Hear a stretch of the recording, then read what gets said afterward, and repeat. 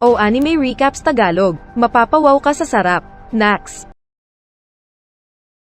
Nagsimula ang series sa isang Dark Kingdom kung saan tinawag ng Demon Lord ang apat nitong general.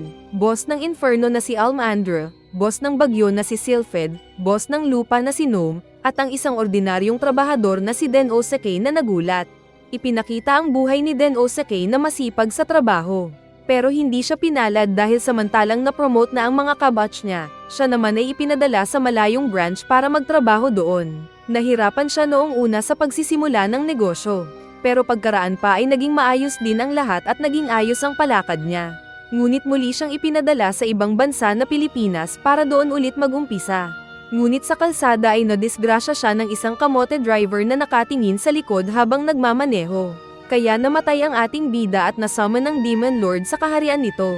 Gusto daw ng Demon Lord na kunin si Den Osake bilang branch manager sa ibang bansa dahil sa sipag nito sa trabaho.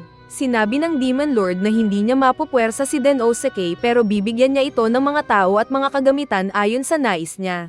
Naisip ng bida na ayaw na niyang bumalik sa kamote driver kaya tinanggap niya ang alok ng Demon King. Kaso ay sinabi ng iba pang mga generals na hindi daw nararapat maging general katulad nila si Den Osake dahil mahina siya. Sinabi ng Demon Lord na para dito ay kailangan nila ng trial. Kaya hindi na pinakinggan pa ng iba kahit gustong magrason ni Den Osake. Saka mabilis pa ang pagsipa ni Almandra ng high kick nito na may apoy para sana kay Den Osake. Patay na sana ulit ang bida kung hindi lang siya niligtas ng Demon Lord. Sinabi ng boss na ordinary lang na tao si Den Osake at walang kapangyarihan. Kaya mas lalong nagreklamo si Almandra. Pero sinabi ng Demon Boss na mahina man daw sa laban si Den Osake pero magaling ito sa pag-manage ng negosyo. Inutusan ng hari si Den Osake na magpunta ng Ogre Country para umpisahan ang magandang relasyon ng Demon Kingdom at Ogre Kingdom. At kahit ayaw sana ng bida pero wala siyang nagawa lalo na at inatasan din si Almandra na samahan siya. Sa daan ay sinabi ni Almandra na kumakain ng tao ang mga Minotaur kaya maghanda si Den Osake. Kaya pagkakita pa lang ni Den Osake sa hari ng mga Minotaur ay para na siyang natupi na papel sa takot. Kaya si Almandra na lang ang nakiusap sa hari ng mga Minotaur. Kaso ay hindi ito marunong sa peace treaty kaya sila pinalabas ng Minotaur King. Saka sinabi pa ng babae na bahala na siya kaya mas lalong mahirap ang trabaho ng bida. Habang kaharap ni Den Osake ang nakakatakot na bulalo ay naalala niya ang nakaraan nung magpunta siya ng isang bar. Doon ay uminom siya ng sake habang inaalala ang nangyari sa isang meeting nila ng ilang client. Dahil naalala niya ang sarap ng sake ay nagkaroon ulit ng lakas ng loob si Den Osake. Sa harapan ni Almandra ay kumuha siya ng mga damo na pampaamo ng baka. At sinabing papasok ulit siya para kausapin ang hari ng Minotaur. Sa labas nang hindi na makapaghintay ang babae ay pumasok siya at nakita ang nagkalat na damo. Akala niya kung naglaban sila pero sinabi bigla ni Den Osake na wala ang taong kalabaw dahil kausap na niya ang Demon Lord. At naging allied na daw nila ito. Ipinaliwanag ni Den Osake na kailangan lang maging mapagpakumbaba sa pakikipag-usap para maging matagumpay ito na wala sa katangian ng babae. Lumapit din si Kalabaw at nakipag-shake hands kay Almandra dahil ayos na sila. Saka din masayang nagpaalam sa dalawa at umalis na ng kaharian nila. Dumating din ang Demon Boss at binati si Den Osake dahil sa galing nito sa pakikipag-negotiate. Saka para maging opisyal na general ng Demon Boss ay binigyan siya ng bracelet. At dahil welcome na daw si Den Osake para kay Almandra ay nag-toast sila ng kanilang bracelet bilang initiation act na tanggap na siya ng babae. Nais makausap ni Den Osake ang iba pang mga general at kinatok ang opisina ng isa. Ngunit ang secretary nitong si Sylphid ang nagbukas ng pinto at sinabing wala daw ang boss na general. Saka din isinara ang pinto. Kalaunan ay muli siyang inutusan ng boss para naman puntahan ang kinaroroonan ng Ogre Clan para maging alay ulit nila. Sinabi ni Almandra na sasamahan sana ang bida pero biglang umatras nang may masabi ang bida. Pinuntahan ni Den Osake ang mga nagsasanay na beastmen at nakausap doon si Gnome. Nais sana ng bida na samahan siya ni Gnome para kausapin ang Ogre Boss. Pero sinabi ni Gnome na walang may gusto makipag-usap dito. Nagulat na lang siya nang makita sa likod niya si Almandra na naka-defensive move. Dahil ayaw pala ng mga beast people ng mga demon tribe na tulad ni Almandra. Kalaunan pa ay pinapasok na sila ng chicks ng Ogre King.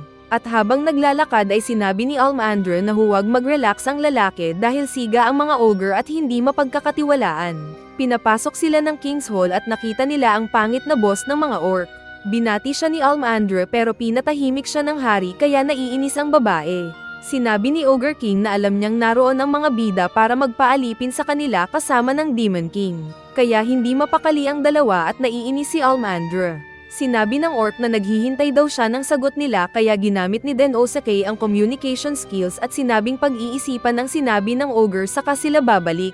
Sa labas ay galit na galit si Almandra dahil sa pag-insulto ng ogre. Pero ipinaliwanag ni Den Osake na sinasadya ito ng Ogre King para gumawa ng masama ang babae at magkakaroon ito ng rason para tumanggi sa negosasyon. Nag-uusap sila nang biglang dumating si Olulo.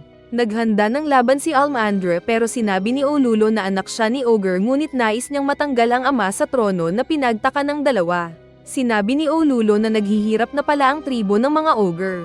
Kaya daw pala napansin ni Den Osake na luma na ang gamit ng dalawang bantay na ogre at walang laman ang King's Hall. Ganon daw ang nangyari sa mga kumpanyang pabagsak na nanakausap niya dahil sa management ng isang nasira na chain of command. Nais ni Olulo na matanggal sa pwesto ang hari para may manage sila ng Demon King para umasenso. Pero sinabi ni Den Osake na huwag masyadong ilaglag ni Olulo ang ama. Dahil dito ay nagustuhan siya ni Olulo at hinawakan ang kamay ni Den Osake at sinabing asawahin na siya para siya ang maging next na hari. Saka pinipilit ang mas mahinang lalaki na inipit sa sulok. Buti na lang at naroon si Almandra na niligtas ang puri niya. Muling naalala ni Den Osake ang bar na tambayan at inuman ng sake.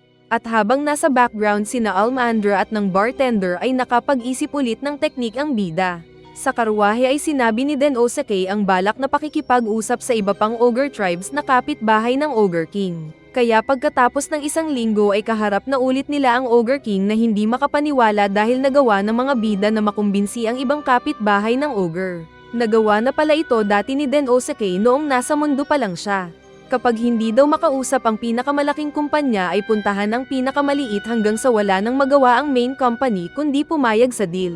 Galit na galit ang ogre pero sinabi ni Den Osake na ginawa ng representative nila ang pakikipag-usap sa kanilang mga kapitbahay.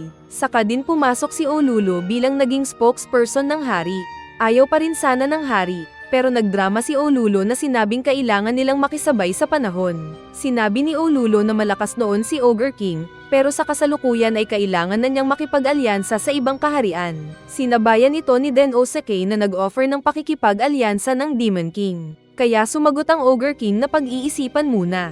At umalis ang dalawa na kumpiyansang mag-iisip ng mabuti ang Ogre King. Maging si Olulo ay nagpasalamat din sa ama saka umalis. Kalaunan ay sinabi ni Den Osake na gusto niyang maging partner si Almandra sa business, pero ibang partner ang naiisip ni Almandra dahil romantic relation ang naiisip. Dumating si Olulo bilang kumakatawan sa Ogre Kingdom. At masaya daw ito at handang gawin ang lahat para kay Den Osake. Minsan ay dinalhan ni Almandra ng pagkain si Den Osake. Kinain naman ito ng lalaki pero nagsasawa na daw siya sa pagkain na ganun at gusto niya ng karne. Kaya sinabi ni Almandra na maghunting sila. Kaya nagpunta sila ng gubat para sana maghunting. Pero yung mushroom ang unang nakita nila bilang masarap na pagkain. Biglang may dumating na malaking baboy damo na kinatakot ng bida. Pero hindi takot si Almandra na tumalon at sinipa ang baboy sa ulo.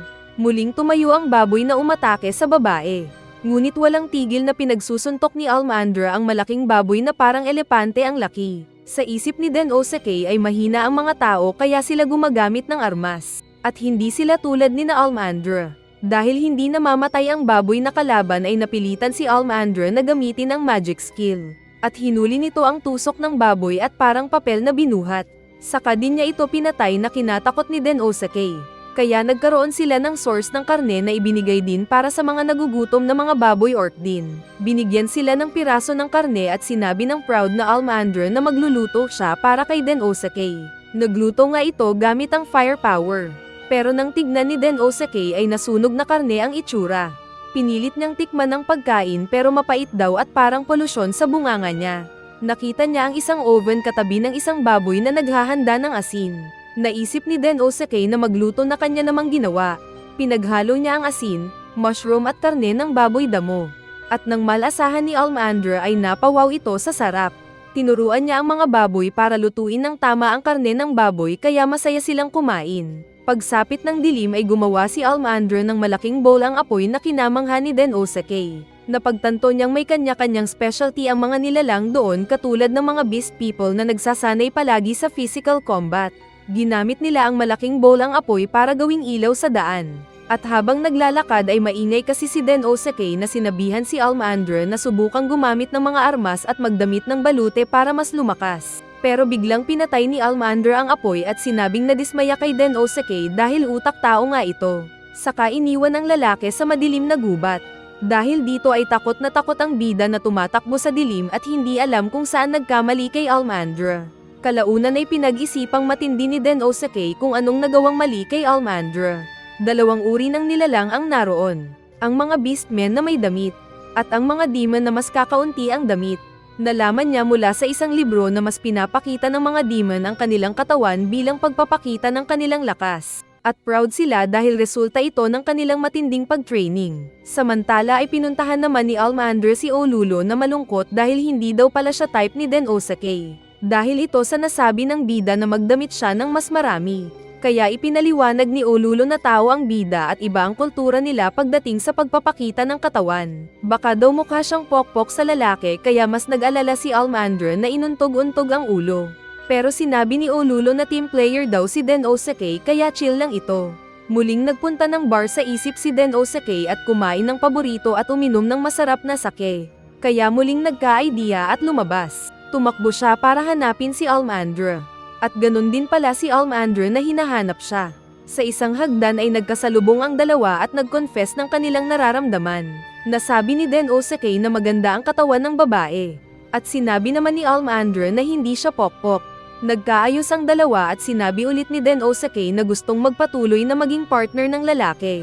Kaya ibang partner ulit ang naiisip ni Almandra.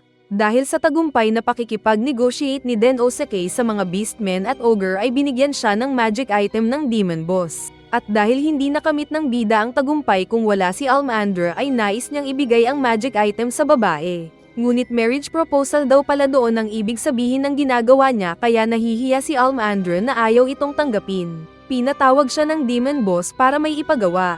Sinabi ng boss na nagkakaroon ng discrimination sa pagitan ng mga demon at beastmen dahil sa paggamit ng magic. Yung walang magic ay napag-iiwanan. Kaya ang next niyang misyon ay turuan ang hindi marunong sa magic na mag-magic gamit ang mga mahiwagang bato sabay bigay ng bato kay Den Osake. Nagtanong si Den Osake kay Olulo kung pwede bang magamit ng mga beast people ang magic stone para magka-magic. At ipinaliwanag ni Olulo na para magawa iyon ay kailangan pa rin nila ng magic skill. Nagpunta siya sa isa pang general para sana magpatulong pero yung secretary ulit nito ang nagbukas ng pinto.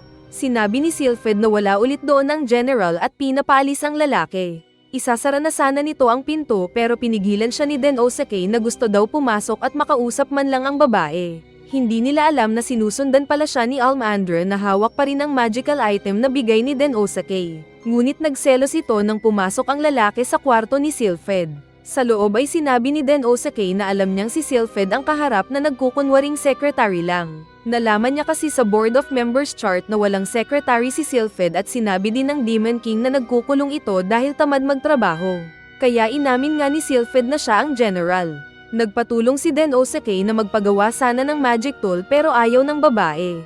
Ipinakita ni Sylphid na may nagawa na pala siyang magic stone na kaya ang multiple spells. Pwede daw itong i-mass produce ng bida pero sinabi niyang 10 million pala ang halaga ng isang magic stone. Saka pahinamon ng babae ang bida na mag-mass produce nga. Kaya nag-isip ang bida ng paraan at sinabing subukan nilang gumawa ng magic stone na isang spell lang ang kayang gawin para hindi masyadong mahal. Inilabas ni Den Osake ang dalang bato na kinuha ni Sylphid. Pero kailangan daw na samahan ni Den Osake ang babae ng magdamag at kinaladkad ang lalaki. Kaya sa labas ay hindi mapakali si Almandra na nais pumasok dahil namamatay na sa selos. Kinabukasan ay nagtagumpay naman si Sylphid sa paggawa ng isang magical stone na mura lang. Pero pagod na pagod si Den Osake na lalabas sana para kumain. Pagbukas niya ng pinto ay tinulak siya ni Almandra na naghihintay, kaya nawalan ng malay ang lalaki. Saka lumabas ang nakamaskarang Sylphid na boses lalaki at sinabing sila lang ni Den Osake ang naroon. Dumating din ang dalawa pang babae na hinahanap daw si Almandra dahil may mga umaatake na kalaban sa bayan. Nagsaya naman ang manyak na Sylphid at sinabing perpektong pagkakataon daw iyon para magamit nila ang kanilang bagong magic stone. Nagpunta sila ng isang open field at nag-instruct si Sylphid kay Den Osake kung paano gamitin ang Magic Stone. At nagawa naman ni Den Osake na magpalabas ng apoy kaya tagumpay ang unang phase ng kanilang experiment. May mga dumating na malalaking ibon kaya inutusan ni Sylphid si Den Osake na tapunan sila ng apoy na ginawa naman ng lalaki. Nagawa niyang makapagtapon ng ilang beses at makapatay ng mga kalaban pero nasira ang Magic Stone. Natakot ang mga ibon sa power ni Sylphid at umalis. Pero malungkot sila dahil hindi tagumpay ang kanilang experiment. Kumain sila kinagabihan kasama ng mga sibilyan at nakita ng bida na hindi lahat ng naroon ay malakas. Tinanggal ni Sylphid ang maskara at naalala daw ang dahilan kung bakit siya nag-experiment ng paraan para maging open ang magic sa walang mga magic. Saka sinabing muli silang bumalik sa trabaho. Sa bar sa isipan ni Den Osake ay kasama niya ulit na kumakain si Almandra at umiinom. Kaya nakapag-isip siya ng idea at sinabi kay Sylphid na muling gumawa ng 10 Magic Stone at aayusin na nila ang problema sa mga pesteng hayop. Kinabukasan ng muling umatake ang mga bird monsters ay kaagad na inactivate ng bida ang mga Magic Stone na inilagay nila sa paligid. Hindi man ito gumawa ng apoy ngunit nagdulot ito ng ingay na wala sa tono at masakit sa tenga ng mga ibon kaya sila tumakbo.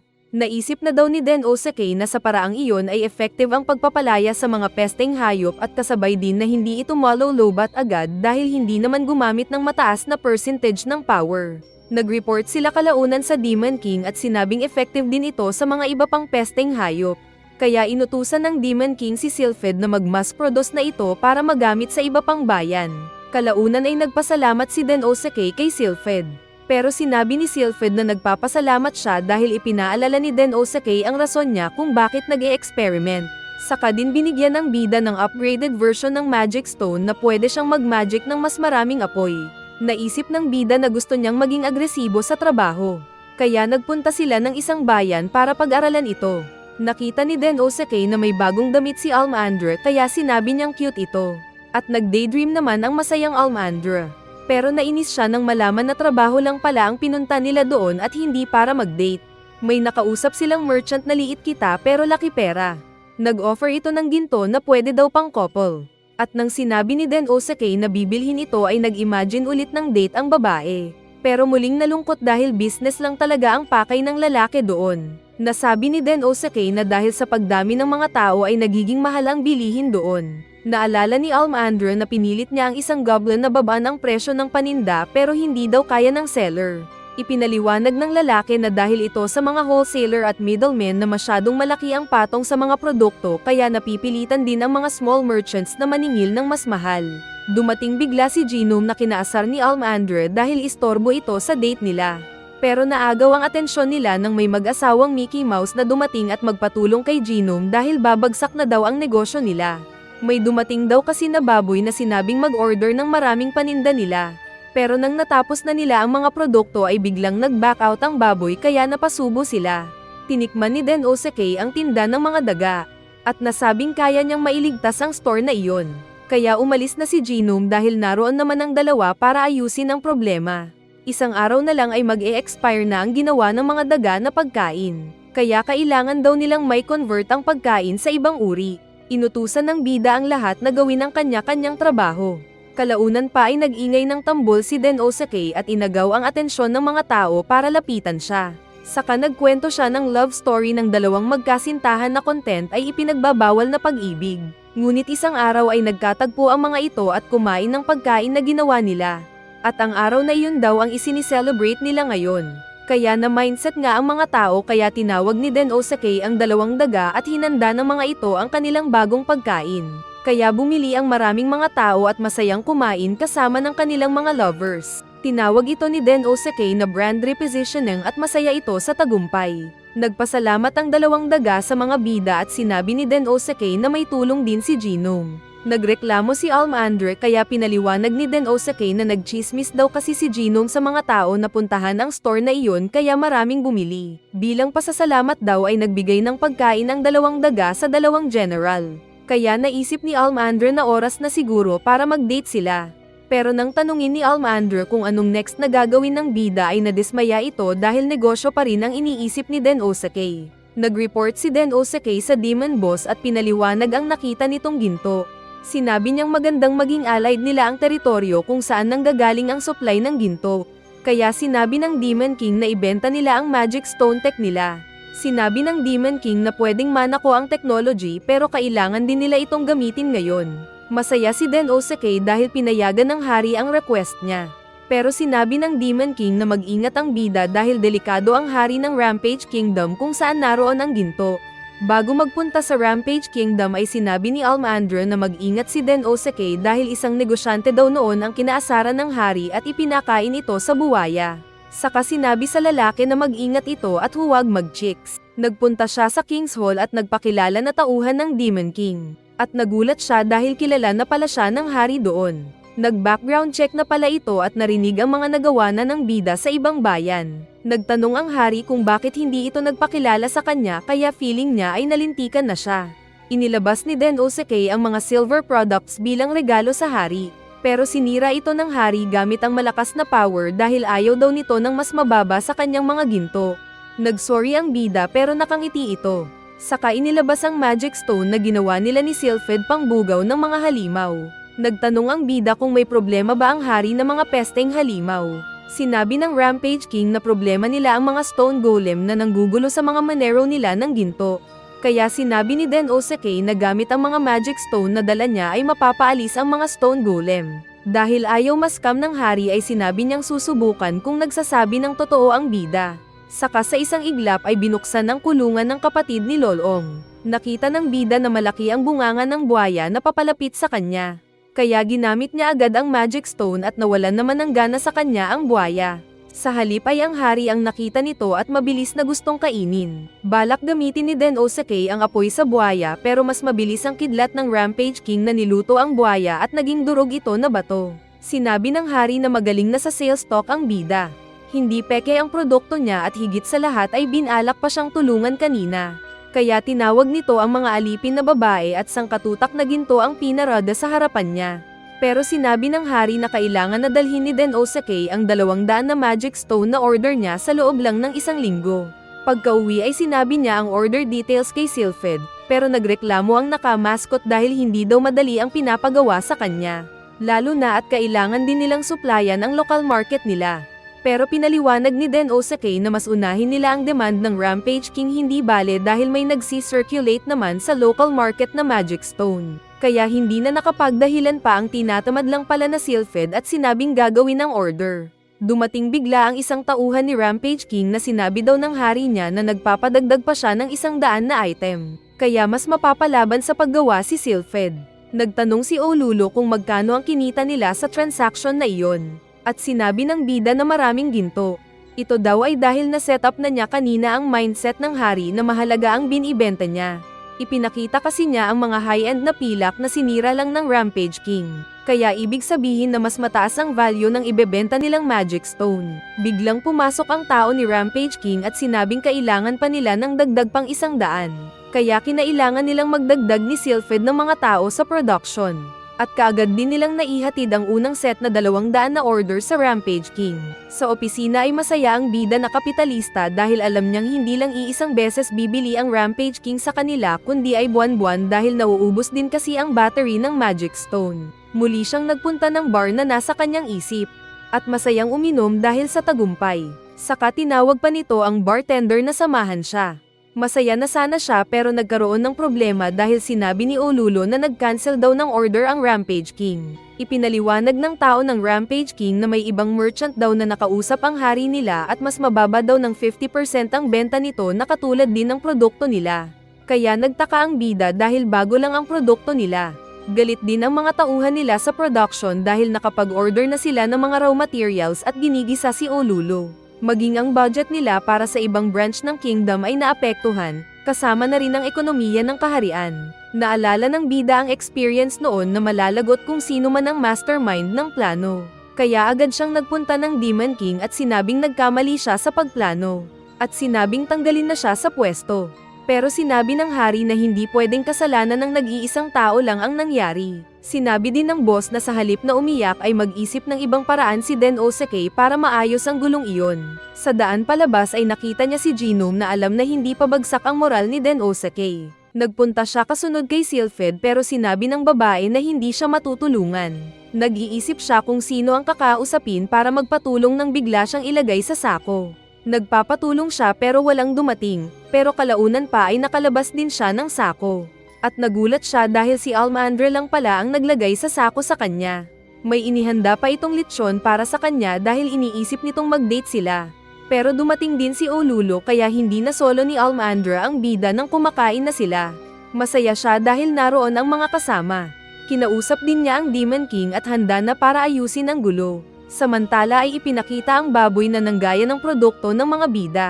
Kaugali nito ang style ng China na magnanakaw ng technology ng ibang bansa. Kausap nito ang Rampage King at sinabi pang secret daw ang formula sa produkto. Sa opisina ay napagtanto ni Den Osake na may nagnakaw ng magic stone nila. Akala niya noong una kung ang mga villagers din ang nagbenta nito sa iba. Pero agad siyang tinawag ni Almandra dahil nawawala daw ang mga magic stone na nilagay nila sa field kaya nasira ang pananim ng mga magsasaka. Pinuntahan nila ang mga magic devices na tinanim nila sa mga sekretong lugar. Sinubukan nilang hukayin ang mga ito at nalaman nilang may kumuha sa mga ito. Naisip ni Den Osake ang isang bagay. Kaya tinawag niya si Almandra at pinuntahan nila ang isang lugar na wala silang natanggap na reklamo tungkol sa kanilang magic stone. Nagpunta sila sa isang madilim na bahagi at nag-imagine na naman si Almandra ng malikot na bagay. Pero hindi nagtagal ay nakita nila ang dalawang magnanakaw na kinukuha ang mga inilagay nilang magic stone sa parang. Dahil nahuli ang nasorpresa na magnanakaw ay umatake ang mga ito na target si Den Osake. Pero sinipa lang ng naiinis na Almandra ang una. Saka din sinuntok ang pangalawa na binalak manlaban. Agad ding tumakbo ang mga magnanakaw dala ang magic stone na susundan sana ni Almandra pero pinigilan na siya ni Den Osake dahil may plano na ito. Samantala ay muling may binenta na magic stone ang baboy kay Rampage King. At sinabi nitong trabaho daw talaga ng isang merchant ang ibigay ang kailangan ng customer niya. Saka nagkukwento pa siya kung paano maging businessman na malaki ang kita. Ang sekreto daw ay dapat magbenta ng produkto na walang gaanong supply para mahal ang presyo. Sinubukan daw nilang kopyahin ito pero hindi kaya gumawa ng ibang paraan ang baboy para makakolekta ng mga magic stone. Kaya binili niya ang mga magic stone sa underworld mula sa mga magnanakaw. Pero nang bumalik ang baboy sa Rampage Kingdom para magbenta ng bagong nakaw na mga magic stone ay inaresto siyang bigla ng mga kawal ng hari. Nagtanong ang hari sa kanya dahil nasira daw ang mga nabili niyang magic stones. Pero hindi ito maipaliwanag ng baboy na nagtataka din dahil mga original naman na magic stones ang dinala niya kay Rampage King. Kaya muntik maging lechon ang baboy. Lumabas si Den Osake na nakausap na pala ni Rampage King at nagpakilala sa baboy. Narinig na pala ni baboy ang pangalan ng isang general na nagngangalang Den Osake na alam niyang malakas dahil may kapit ito sa mga minotaur at mga ogre. Ipinaliwanag ng bida na dahil naka-experience sila ng pagnanakaw ng kanilang produkto ay gumawa sila ng mga peke na magic stone sa tulong ni Sylphid. Ibinigay nila ang mga peke sa ilang villagers para sadyang nakawin ng magnanakaw. At ito nga yung mga ninakaw ni baboy na binenta kay Rampage King. Saka nagtanong ang bida kay baboy kung bakit nito binibenta ang mga peke. Dahil kurakot ay ipinipilit pa rin ni baboy na may pagkakamali lang sa naibenta niyang mga magic stone. Sa isip niya ay kahit ibigay niya ang lahat ng kayamanan niya basta mabuhay lang siya. Dahil pwede ulit naman siyang mag-umpisa. Pero sinabi ng hari na ang parusa niya ay kamatayan. Saka gumawa ng kuryente na bakod at kinulong ang baboy. Saka din agad naglabas ng alaga nitong buhaya para kainin ang baboy. Takot ang baboy na pilit nagsusurvive dahil kailangan niyang mabuhay para sa mga anak. Dahil dito ay tinulungan siya ni Den Osake na sinunog ang bunganga ng buhaya. Kaya nagulat ang baboy at ni Rampage King. Dahil nakialam daw si Den Osake sa parusa na pinato ng hari ay nagalit si Rampage King na gumawa ng mga kuryenteng dragon. Saka nagtanong kay Den Osake kung bakit siya nakikialam sa pasya ng hari. Nagpaliwanag si Den Osake na hindi daw si baboy ang iniisip niya kundi ay ang kaharian ng ginto. Dahil kapag namatay daw si baboy ay siguradong babagsak din ang kaharian ni Rampage King. Sinabi ni Den Osake na para makagawa sila ng high-grade gold ay kailangan nila ng yellow powder. At si baboy ang nakakaalam kung saan nagmumula ang yellow powder. Sinabi ni Rampage King na pwede naman siyang kumuha sa ibang merchant. Ngunit ipinaliwanag ni Den Osake na tanging import na yellow powder ang inaasahan ng hari. At tanging si baboy lang ang may alam kung paano dalhin sa kaharian na iyon ang yellow powder ng ligtas at walang magnanakaw.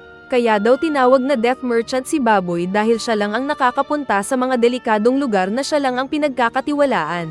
Nagtanong ang hari kung bakit pinapahalagahan ni Den Osake ang kaharian ni Rampage King wala naman itong epekto sa Demon King Kingdom. Kaya nasabi ng napatanong na bida na hindi ba normal sa mundong iyon na tulungan ang nangangailangan. Kaya natigilan ng Baboy at ni Rampage King na nagtaka. At napatawa pa si Rampage King na umalis na. Sinarahan nila ang Baboy at si Den Osake at sa labas ay naisip ni Baboy na pang-blackmail na ni Den Osake ang ginawa sa Baboy. Pero hindi na itago ng bida na nanghina pala siya sa takot dahil inakalang mamamatay na siya sa loob kasama si Baboy. Dumating kalaunan si Olulo kasama ang ilang nakahod. At masaya ang mga babae na nakita si Baboy dahil ito pala yung mga ampon niya. Nalaman daw ni Den Osake na dahil merchant sa mga warzone si Baboy ay nag-ampon din siya ng mga bata. Kalaunan pa ay sinabi ni Den Osake na si Baboy ang aatasan niya para mag-distribute ng mga magic stone. Dahil kabisado na nito ang buong mundo. Dahil sa pagtulong ng bida ay sinabi ng Baboy na magbabago na siya sa style sa pagnenegosyo at gagawin ang lahat para matulungan si Den Osake. Inutusan ng Demon Boss si Den Osake na puntahan ang isang teritoryo niya na masyadong mataas daw ang presyo ng pagkain kaya maraming nagugutom. Samantalang inutusan naman si Sylphid na mukhang chicks. At dahil nakadisguise ito ay kailangan niya itong tawagin bilang Belinda. Sasama daw ito kay Den Osake dahil kailangan niya ng tulong ng isang elf.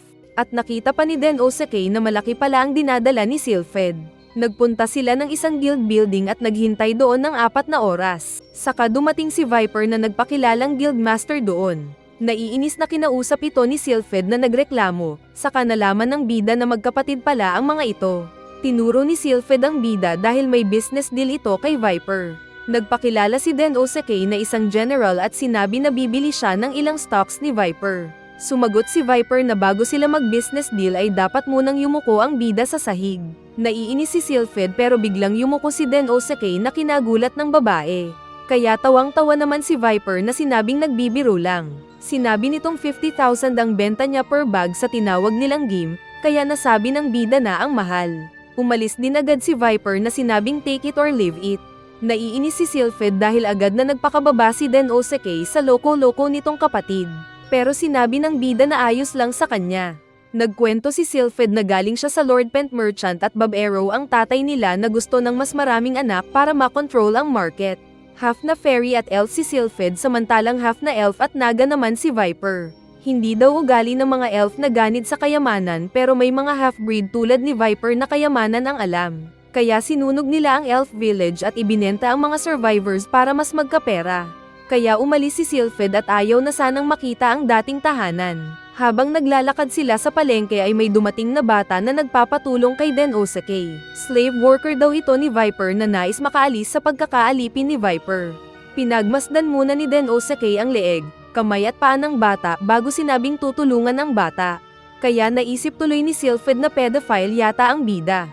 Magiliw naman na sinamahan nila at binilhan si Nila ng bagong damit nito. Pinagkwento nila ang bata at sinabi nito ang ginagawang scheme ni Viper. Hoarder daw ng game si Viper saka paunti-unting binibenta ito sa mga tao sa mahal na presyo. Naisip ni Den Osake na dapat matanggal ang bulok na sistema doon na nagpapahirap sa mga tao. Pero kailangan muna nila ng ebidensya para malaman kung totoong corrupt ang guild ni Viper. Sinabi ni Sylphid na patayin na lang nila si Viper.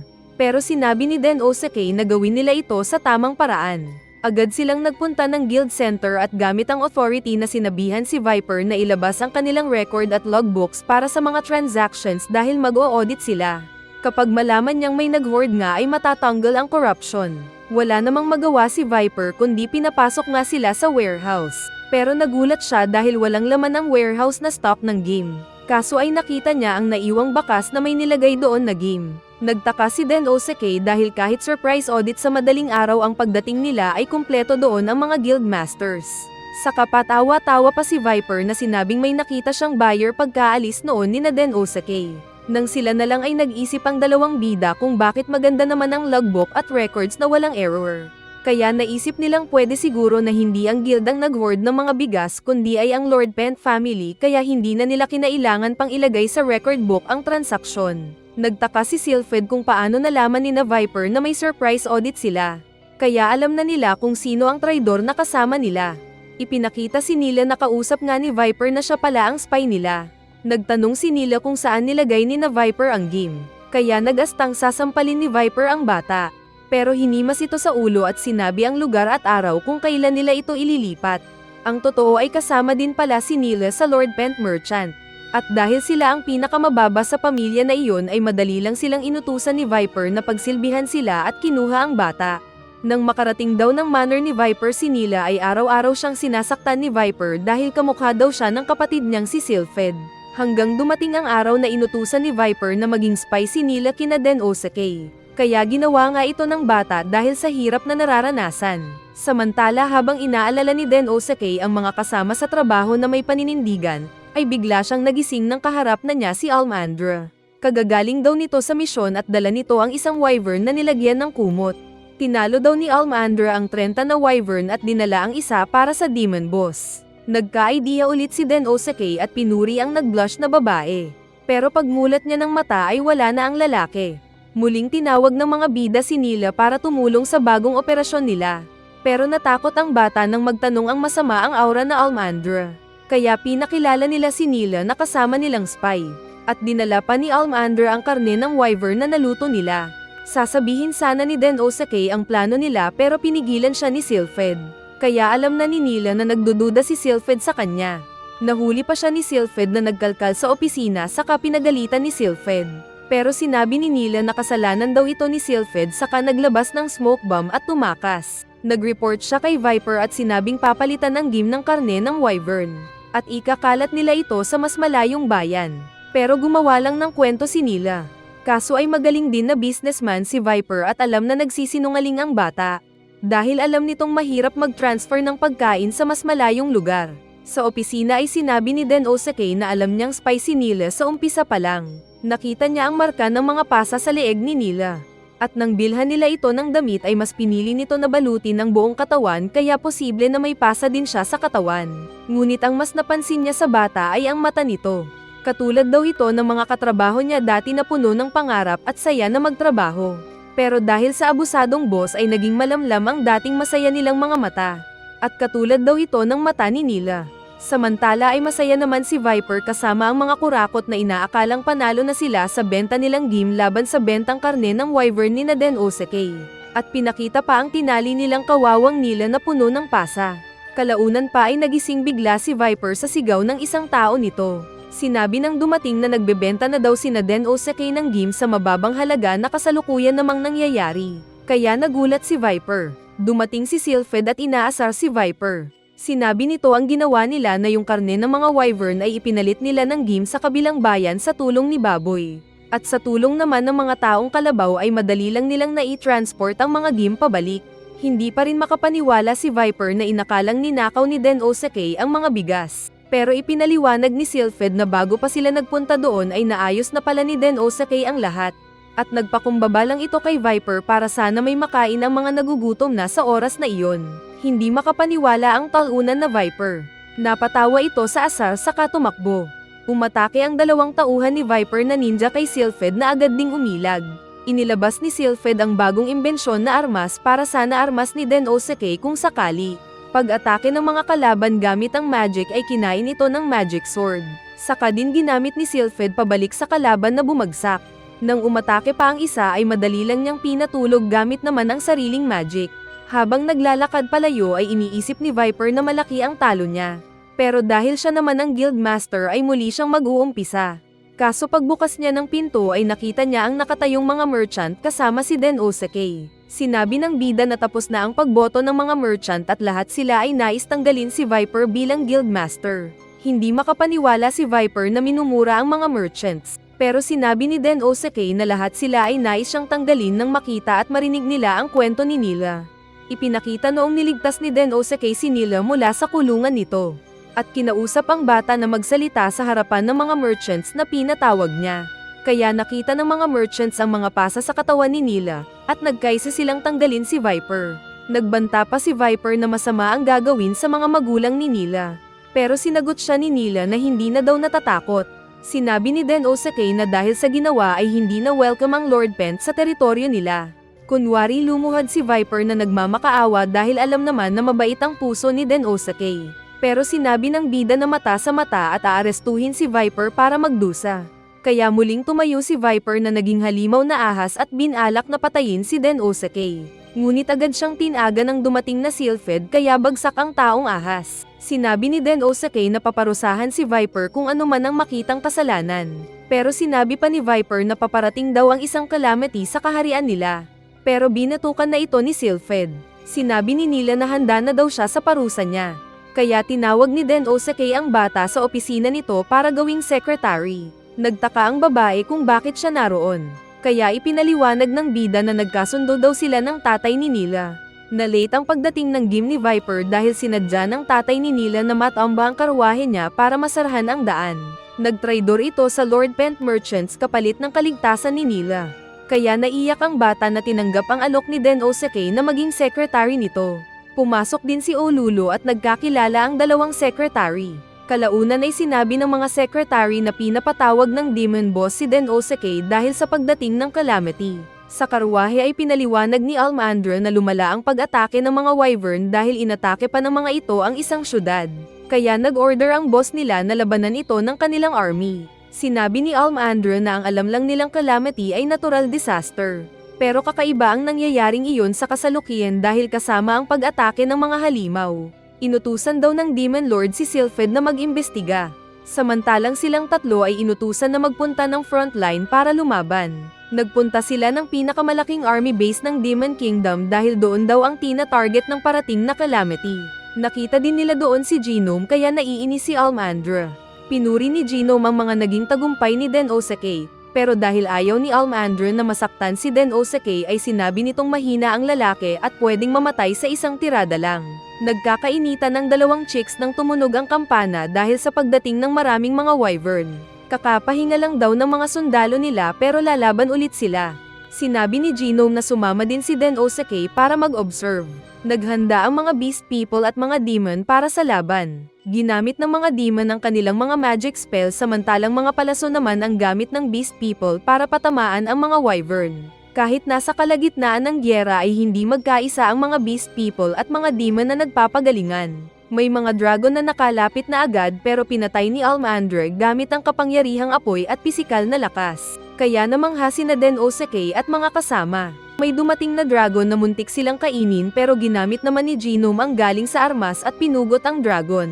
Inutusan ni Genome ang mga beast people na umatake ng long range. Samantalang sinabi naman ni Almandra sa mga kalahi na umatake lamang kapag nakalapit ang mga dragon. Kaya ilang mga dragon ang sinunog nila ng malapitan. Napagod ang mga mandirigma sa laban at mayroong mga nasugatan. Kumakain ang mga demon samantalang hindi naman ang mga beast people. Nilapitan ni Den-O-Sake ang nagbabantay na si Genome at sinabi ng babae na walang silbi ang lalaki sa battlefield. Kaya sinabi ni Den-O-Sake na hindi siya pangyera. Nagtanong si Genome kung anong naiisip ng bida sa posisyon nila. Kaya sinabi ng bida na pagkatapos lang ng ilang araw ay posibleng matatalo ang lugar na iyon. Hindi daw ito dahil sa pag-atake ng mga kalaban kundi ay dahil sa tatlong dahilan. Una ay magkaiba ng tactics ang beast people at mga demon. Team players ang mga beast people samantalang individual fighters naman ang mga demons. Pangalawa ay mahihirapan sila sa pag-travel ng mga pagkain, gamot at iba pang supply. Kailangan ng mga demon na kumain para muling lumakas. Samantalang hindi naman sa mga beast people kaya magkakaroon ng sisihan sa pagkain. At ang ikatlo ay magkaiba ng kultura ang mga demon at beast people kaya natural na nag-aaway sila at hindi nagkakaisa. Dahil nasa gyera sila ay siguradong hindi sila magpapakita ng pagmamalasakit sa isa't isa. Kaya expect na daw nila na magkakaroon ng casualty sa paglalaban lang ng mga demon at mga beast people. Naintindihan naman daw ito ni Genome at alam na ito matagal ng panahon. Pero nagtanong kung anong magagawa ni Den-O-Sake para maayos ang mga problemang ito. Kaya pinakuha ni Den-O-Sake ang mapa. May nakita siyang lugar na pwedeng magamit nila sa plano. At pinuntahan nila ito ni Genome. Nag-iisip ang bida kung sino ang pwedeng mamuno sa parehong beast people at mga demons. Kaya tinuro siya ni Genome dahil general naman siya. Ayaw sana ni Den-O-Sake pero sinabi ni Genome na siya ang pinakasikat sa 4 na general commanders dahil sa kanyang mga nagawa. At dahil hindi naman siya demon at hindi siya beastman ay papakinggan siya ng mga sundalo. Kaya kinabukasan ay tinipon ng mga generals ang mga sundalo parehong demons at beastmen. Saka pinakilala ni Genome ang kilala ng mga mamamayan doon na hero at binanggit ang pangalan ni Denosuke. Na-excite ang mga ito nang marinig nila ang pangalan ng bida. Saka umakyat ng stage ang napipilitang bida at itinaas ang kamay nito. Kaya nag-cheers ang mga sundalo na kinagulat ni Denosuke. Kaya nagkaroon ng self-confidence ang bida na maging isang general sa oras na iyon. At nag-speech sa harap ng mga racist na nilalang at sinabing lumaban ang mga ito bilang isang grupo para sa kaligtasan ng bayan nila. Na pinakinggan naman ng mga sundalo na nag-cheers para sa kanya. Pag-atake ulit ng maraming mga wyvern ay inutusan ni Genome ang mga beastmen na protektahan ang kanilang posisyon gamit ang pana at palaso. Nang marinig ng mga demon ang tunog ng kampana ay pinangunahan naman ni Almandra ang mga kapwa demon mula sa abandoned fortress para gawin ang trabaho nila. Dahil mas malakas sa malapitan ng mga demons ay nilabanan nila ng close combat ang mga wyvern at maraming namatay. Samantalang yung mga tumatakas naman ay pinatay ng mga long-range na beast people. Kaya naging tagumpay ang pagpatay nila ng mga dragon na walang casualty sa panig ng mga bida. Dahil dito ay mas lalong naging sikat si Denosuke. Naliligo si Almandra nang sinabi ng dalawang secretary na effective ang plano ni Denosuke na pinaghiwalay ang mga demons at beast people. Nag-uusap daw sina Genome at Denosuke kaya agad sana silang pupuntahan ni Almandra. Pero sinabi ng dalawang secretary na kapag mabaho siya ay baka hindi siya kakausapin ni Denosuke kaya pinagpatuloy maligo ni Almandra. Ipinaliwanag ni Denosuke kay Genome na mas maganda kung maglalagay sila ng isang bahay na supply pareho ng beast people at demons para kung sino man ang nagugutom ay kukuha ng pagkain. Pinuri ni Genome ang napangisi na Denosuke nang biglang magsalita sa tabi si Almandra at nagtanong kung bakit nag-blush si Denosuke. Dahil nanalo sila ay pwede na daw nilang pauuwiin ang mga babaeng mandirigma. Sinabi rin ni Almandra na pinapatawag daw siya ng demon boss para mag-report. At nagpasalamat din siya kay Denosuke dahil sa tagumpay nitong pamumuno. Dumating ang mga secretary dala ang naluto nilang karne ng wyvern. Kaya masarap ang kain ni Almandra. Ayaw sana ni Genome pero binigyan din siya ng isa. Alam ni Denosuke na panalo sila pansamantala. Pero hindi siya tumigil sa trabaho dahil alam niyang may isang loophole ang strategy niya. Kinabukasan nga ay dumating ang dalawang secretary at sinabing inatake ng mga wyvern ang parehong fortress na kinalalagyan nila at ang fortress ng Demon King. May ilang mga sundalo ang umuwi na. Pero sa kaharian ay nag-iisa lang si Almandra na lumalaban sa mga dragon. Maraming napatay na dragon si Almandra. Pero nasaktan siya sa pag-atake ng isang dragon. Kaya inilabas niya ang buong lakas at harapan na pinatay ang isang wyvern na sumabog sa ere. Ngunit nawalan na siya ng lakas at bumagsak. At saktong sa oras na iyon ay dumating si Denosuke na nakita ang pagkawalan ng malay ni Almandra. Mabilis naman siyang inasikaso ni Nila at naayos na ang sitwasyon nito at nagpapalakas na lang. Sa isip ni Denosuke ay nagkamali siya na pinauwi agad si Almandra.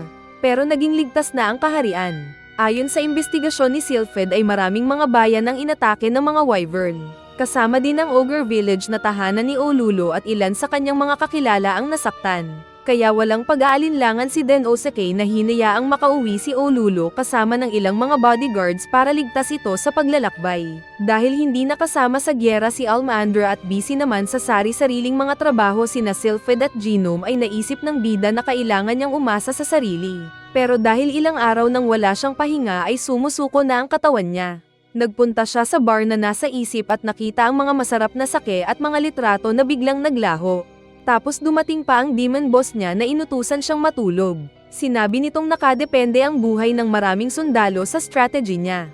Kaya natulog nga ang bida na binantayan pa ng Demon King. Pagkagising niya ay agad siyang naghanda at agad na tinapos ang plano. Saka nagpunta sa fortress na binabantayan ni Genome at sinabi sa babae ang nalaman nitong dahilan ng pagbabago sa pag-atake ng mga wyvern. Napagtanto niyang noong pinauwi nila ang ilang mga warriors na babae ay nahati ang pag-atake ng mga wyvern dahil gusto pala ng mga ito ng mga babae.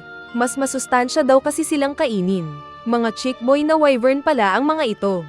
Muling nag-speech si Denosuke ng kanilang gagawin na plano. At sinabing gagawin nilang decoy ang mga babae para tapusin na ang problema sa calamity na iyon. Ngunit dahil sa pagkawala ng malakas na Almandra ay naging mababa ang moral ng mga sundalo. Sinabi ni Denosuke na hindi siya malakas tulad ng inaasahan ng mga sundalo at wala siyang magic power at brute strength. At katulad din nila ay naghihintay siya ng isang hero na magliligtas sa kanila mula sa calamity na iyon. Ngunit alam nila ang totoo na walang hero na darating. Kaya nasa kanilang mga kamay ang resulta ng kanilang tagumpay. Tinawag ng bida na samahan siya para kamtin ang tagumpay gamit ang sariling kamay, na kinamotivate naman ng mga sundalo. Pero pagkatapos ng speech niya ay sinabi niya ang totoong nararamdaman kay Genome na natatakot siya sa resulta ng gagawin nila lalo na kung babagsak ito. Kaya niyakap naman daw siya ni Genome para kumalma. At sinabi nitong hindi siya pwedeng manghina dahil mahalaga siya sa Demon Kingdom. At may mga kaibigan siyang umaasa sa kanya. Kaya naging malakas ulit ang fighting spirit ng bida. Nang umatake ulit ang maraming mga wyvern ay nasa defense formation ang lahat at agad na nagpalipad ng mga palaso ang mga beastmen. Pero nilagpasan lang sila ng maraming mga dragon dahil ang mga chicks ang gusto nila. Nainayos naman ng bida ang kanilang formation na nasa gitna ang mga chicks samantalang nasa gilid ang mga lalaki. Paglapit ng mga dragon ay nilitsen ito ng mga demons. Pero sa dami ng mga wyvern ay may mga umatake sa gilid na inislice ni Genome gamit ang kanyang matalim na espada. Sa isip ni Den Osake ay para siyang naglalaro ng chess na kailangan niyang bantayan at idikta ang labanan na kanyang kinontrol. At gamit ang magic stone ay nagtapon siya ng apoy sa dalawang dragon na bumagsak. Kalaunan ay maraming mga wyvern ang namatay pero napagod na ang mga sundalo. Tumigil naman ang pag-atake ng mga wyvern. Pero mula sa mga ulap ay bumaba ang isang higanteng dragon na kaiba sa normal na mga wyvern. Para itong lasing na nagwala at walang hirap na sinira-sira ang fortress na iyon gamit ang laser beam mula sa bunganga. Nasorpresa ang bida na hindi alam ang gagawin, lalo na nang makita siya ng dragon at mapagbalingan ng pag-atake. Tigok na sana siya kung hindi lang dumating si Almandra na sinangga ang kamay ng dragon. Narinig daw ng babae na kailangan nila ng tulong kaya agad dumating.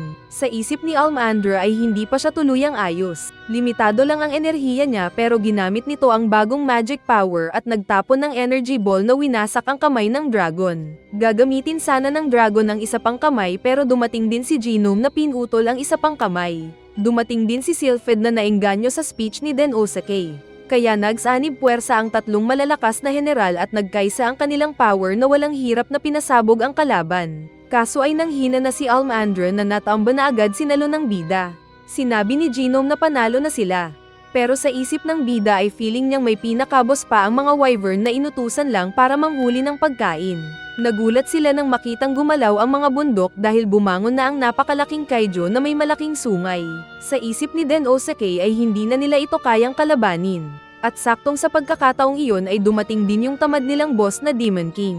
Sinabi nitong siya na ang lalaban dito para Demon King laban sa King of Calamity. Nagbuga ng malakas na laser beam ang kaiju, kaya agad gumawa ng shield ang Dark King at naligtas silang lahat. Saka din gumawa ng energy ball ang Dark King at pinahulog sa likod ng Calamity King. Dahil kulang ito ay gumawa ng mas malaking energy black ball ang Demon Boss na muling pinahulog sa likod ng kaiju. Kaya natigok ang kaiju at bumalik sa pagiging bundok. Nawala din ang pagkakakontrol nito sa mga normal na wyvern at naging ayos ang paligid. Inutusan ng Dark Boss na isiga ni Den Osake ang kanilang tagumpay na ginawa naman ng bida. Kaya masaya ang lahat. Sinabi ni Genome na gusto na niya si Den Osake. Pero sinabi ni Almandra na hindi pwede. Saka sinakal ang bida dahil sa pakikipaglandian nito kay Genome. At ginawa pa nila ito sa harapan ng boss nila.